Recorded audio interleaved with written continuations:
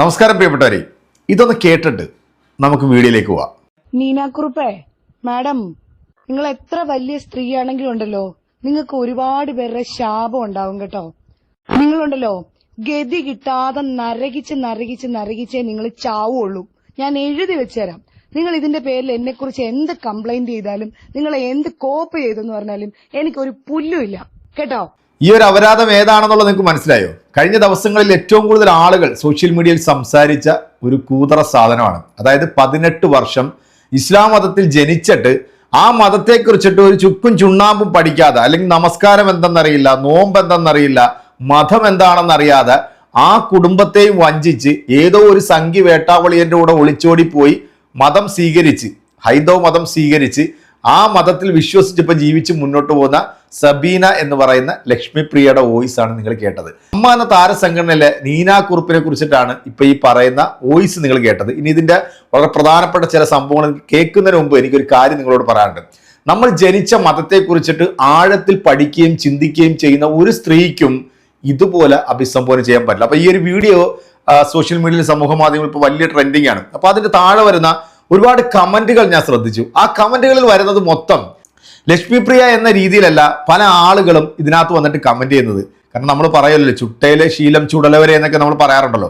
ഇവരുടെ family background എന്താണെന്നുള്ളതിനെ കുറിച്ച് നമുക്കറിയത്തില്ല. ഇവർ പൂർണ്ണ ഇസ്ലാമികമായിട്ടാണ് ഇവളുടെ ഉമ്മാക്ക ജീവിച്ചതൊക്കെ ഇവള് ഒരു ഇന്റർവ്യൂവിൽ പറയുന്നത് ഞാൻ കേട്ടിരുന്നു. ഒരിക്കലും ഇസ്ലാം മതം പഠിച്ച ഒരു സ്ത്രീക്ക് ഇങ്ങനെ പറയാൻ സാധിക്കത്തില്ല. അതുകൊണ്ടാണ് മറ്റു മതത്തിൽ വന്നിട്ട് ആ മതത്തിന്റെ മൂല്യം പോലും ഉൾക്കൊള്ളാതെ, ഇസ്ലാം മതം മോശമായതുകൊണ്ടാണല്ലോ ഇവള് മറ്റൊരു മതത്തിലേക്ക് പോയത്. കാരണം ഇവള് ആ ഒരു ഇന്റർവ്യൂവിൽ പറയുന്നത്, ഞാൻ ഈ ഒരു മുഷിഞ്ഞ വസ്ത്രം മാറ്റിയിട്ട് ഒരു പുതിയ വസ്ത്രത്തിലേക്ക് കയറിയ ഒരു ഫീല് കിട്ടിയെന്നാ പറഞ്ഞത്. അപ്പം ആ ഒരു പുതിയ വസ്ത്രത്തിലേക്കെങ്കിലും മാറുമ്പോൾ കുറച്ചെങ്കിലും സ്റ്റാൻഡേർഡൊക്കെ വേണ്ടേ?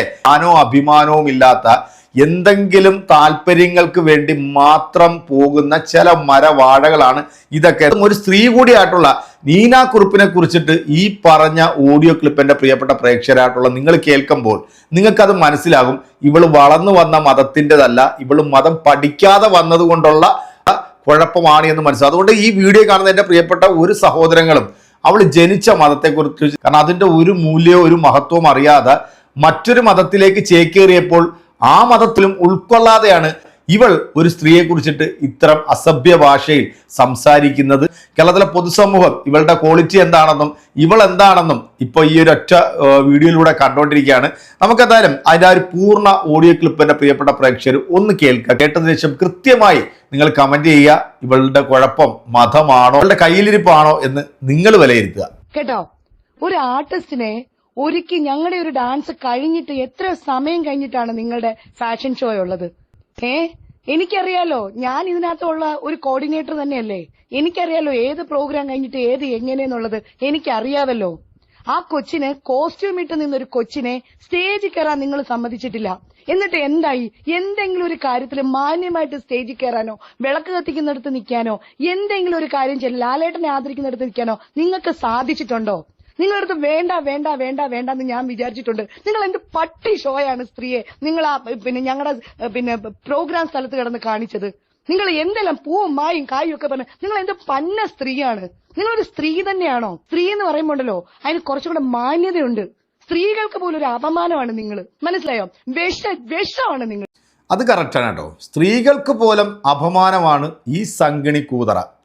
നിങ്ങളാണ് ഈ സംഘടനയിലെ പോയിസണേറ്റഡ് ആയിട്ടുള്ള ഒരു സ്ത്രീ എന്ന് പറയുന്നത് നിങ്ങളാണ്. മനസ്സിലായോ? ഈ കുഞ്ഞ് പാവ കൊച്ച് പ്രോഗ്രാമിന് വേണ്ടിയിട്ട് അത് ഒരുങ്ങി നിന്നിട്ട് ഇത് എത്ര സമയം കഴിഞ്ഞിട്ടാണ് നിങ്ങളുടെ ഐറ്റം? നിങ്ങൾക്ക് ജലസ് കൊണ്ട് മാത്രമാണ്. ആ കൊച്ചിന് എന്നെ ആ വിവരം അറിയിക്കാനുള്ളൊരു സമയം പോലും നിങ്ങൾ കൊടുത്തിട്ടില്ല. എന്താണ് നിങ്ങളെന്താ മാനത്തൊന്ന് പൊട്ടി വീണതാണോ? നിങ്ങളുടെ തലയിൽ കൂടാണോ ഈ അമ്മ അസോസിയേഷനിലെ 504 അംഗങ്ങളുടെയും കാര്യങ്ങൾ മുന്നോട്ട് പോകുന്നത്? നീനാക്കുറുപ്പേ പറ, നിങ്ങൾ പറ. നിങ്ങളെ കൊണ്ട് ഞാൻ ഇതിന്റെ സമാധാനം പറയിപ്പിക്കും. മനസ്സിലായോ? നിങ്ങൾ കരയും. ഞങ്ങൾക്ക് ആർക്കെങ്കിലും നിങ്ങളെ വ്യക്തിപരമായിട്ട് ഇഷ്ടമുണ്ടോ? പറ.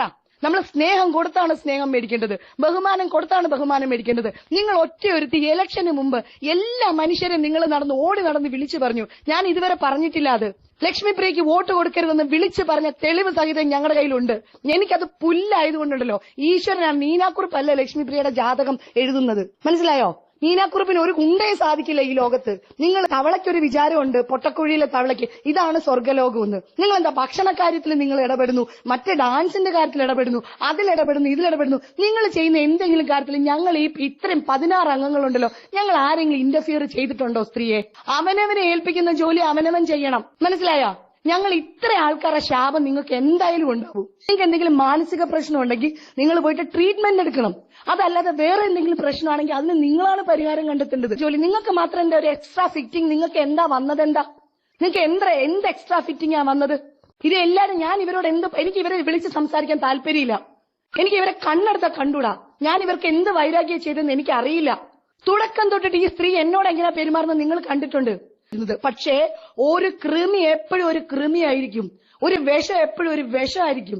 നിങ്ങൾ കുക്കു ചേച്ചി, നമ്മളെല്ലാം കഷ്ടപ്പെടുന്ന ആർക്ക് വേണ്ടിയിട്ടാ? ഇതാണ് നമ്മുടെ കുടുംബം. അമ്മ എന്ന് പറയുന്ന സംഘടനയാണ് നമ്മുടെ കുടുംബം. ഈ കുടുംബത്തിന് വേണ്ടിയിട്ടാണ് കഷ്ടപ്പെടുന്നത്, അല്ലാതെ നമ്മുടെ വീട്ടുകാർക്ക് ഉണ്ടാക്കി കൊടുക്കാനല്ല നമ്മൾ കഷ്ടപ്പെടുന്നത്. അമ്മമാർക്ക് വേണ്ടിയിട്ടാണ് എടുത്ത റിസ്ക്. ആ അമ്മമാരുടെ കണ്ണുനീര് വീഴ്ത്തിയ ഒരുത്തിയുണ്ടല്ലോ, നീ പുഴുത്തേ ചാവുള്ളൂ.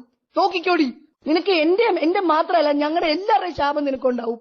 നീ ഇത്ര വൃത്തികെട്ടവളാന്ന് എനിക്ക് അറിയത്തില്ലായിരുന്നു. നീ എന്റെ പേരിൽ എനിക്കൊണ്ട് കേസ് കൊടുത്താലും എനിക്കൊരു കുന്തവും ഇല്ല, മനസ്സിലായാ? നിനക്കൊണ്ടല്ലോ ഒരു കാലത്തും നീനാക്കുറിപ്പേ ഞാൻ പറഞ്ഞു തരികയാണ്, നിന്റെ അന്തി ഉണ്ടല്ലോ ഞങ്ങളെല്ലാം കാണും. ഞാൻ ജീവിച്ചിരിപ്പില്ലെങ്കിലും ഉണ്ടല്ലോ കാണുന്നവരുണ്ടാവും, എന്റെ ആത്മാവെങ്കിലും കാണും. അത് നീ എന്ത് ചെയ്തിട്ടുണ്ടെങ്കിലും നീ പുഴുത്തേ നീ ചാവുള്ളൂ. നോക്കിക്കോ, ഇതിന്റെ പേരിൽ എന്റെ പേരിൽ എന്ത് നടപടി വന്നാലും എനിക്കൊരു കുന്തവും ഇല്ല. സ്വയം വിലയിരുത്തുക വേണമെങ്കിൽ. അപ്പൊ മുഷിഞ്ഞ വസ്ത്രം മാറി പുതിയ വസ്ത്രം ഇട്ടതിന്റെ ഫീല് നിങ്ങൾ കേട്ടല്ലോ അല്ലെ?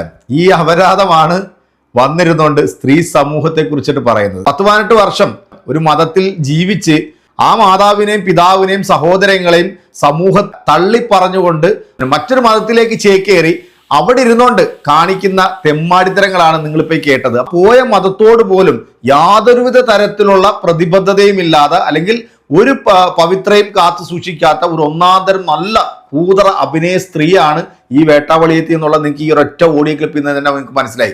പിന്നെ ആരൊക്കെയാണ് പുഴുത്ത് ജീവിക്കുന്നതെന്നും പുഴുത്ത് നാറാൻ പോകുന്നതെന്നൊക്കെ ഈ പൊതുസമൂഹം നമ്മളെല്ലാവരും കാണും. അത് കാണാതൊന്നും ഇരിക്കില്ല.